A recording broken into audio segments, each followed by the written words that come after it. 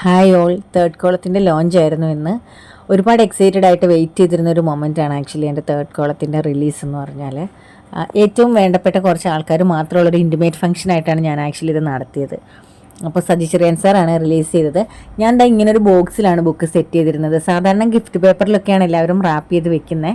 അപ്പോൾ ഈ ബോക്സിൽ നിന്നാണ് സജി ചെറിയാൻ സാർ ആ ഒരു റിബണിൽ പിടിക്കുമ്പോൾ അതിങ്ങനെ താഴ്ന്നു വരും. ആ ബോക്സിൽ നിന്നാണ് സജി ചെറിയാൻ സാർ ബുക്ക് എടുത്തിട്ട് വിജയരാജ മല്ലിക ചേച്ചിക്ക് കൊടുത്തത്.